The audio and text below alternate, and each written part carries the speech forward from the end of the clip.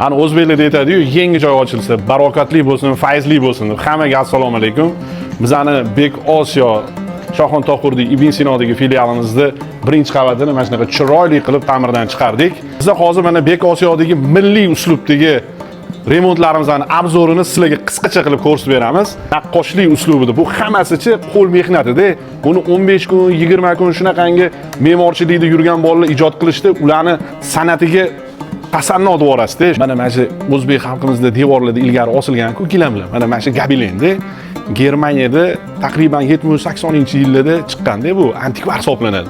Qandilarimiz atlas, adras qoplamalardan qoplanib, o'zimizning mahalliy ustalarimiz shuni mehnat qilib, baraka topsin, shunaqa ideal tarzda shedevr qilib chiqarishdi. Bilsanglar, ilgari dodalarimiz, buvlarimiz uylariga borsangiz, mana shunaqa loysuvoli devorlar bo'lardi, eslaysizlarmi? Buni o'zi alohida bitta temada. Mana shu loysuvoni effektini bersa-yu, lekin bu Italiyadan keltirilgan shunaqa smes qo'lga, kiyimga changlari yuqmaydi-da. Mana ayniqsa mana kamerani bu yoqqa olib keling, men sizga bitta narsani ko'rsataman. Mana shu padrelief. Bunichi bu poke emas, bir xil joylarda pokelardan ham qilishyapti, lekin bu naturalniy o'zimizning me'morlarimiz mana shunaqa qilib tosh qilib ishlagan. Devorimizga bitta ahamiyat bering. Bu italyanskiy qorishmada bu dengizda bo'ladigan chig'anoq bormi? O'shani drabilkadan chiqarib shunaqa qilib qo'shilganda, buni devorga surganingizda shunaqa yaltiragan effektlarni beradi. Hali bu O'zbekistonda uncha joyda qilinmagan. Qilingan bo'lsa ham bitta-ikkita joydadir.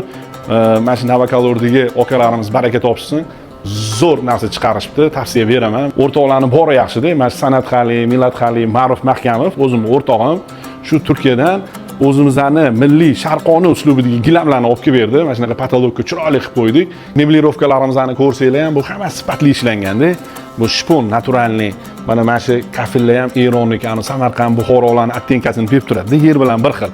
Endi mana bu yoqqa keling deb, men sizga bitta narsani ko'rsataman. Mana shu ko'rib turgan mebellar bor. Shaharda uncha restoranlarni hozir eng trendga chiqarib biz borayotgan Ixlos mebel bor. O'shandan olganmiz. Biz 15 yildan beri Ixlos mebel bilan ishlaymiz. Lekin sifatiga ham javob. Bu joylarning fayzi, barokati albatta sizlarning duoinglar bilan bo'ldi. Xudo xolasa bugun 9-avgust kuni bemalol uydagilarni olib, ota-onalarimizni, ahli ayolimiz, farzandlarimizni olib kelib, sho'tlarda moshkichiri, shilpildoqli uyg'urcha taomlarimizni mazza qilib yeb, xursand bo'lib ketsanglar, bizga yanada motivatsiya olib, Xudo xolasa yana Bek Osiyoni davomiy qilib, yana ko'p joylarda ochishlarni bizga yana energiya bo'ladi. Xudo xolasa qani kelinglar, Bek Osiyoga marhamat.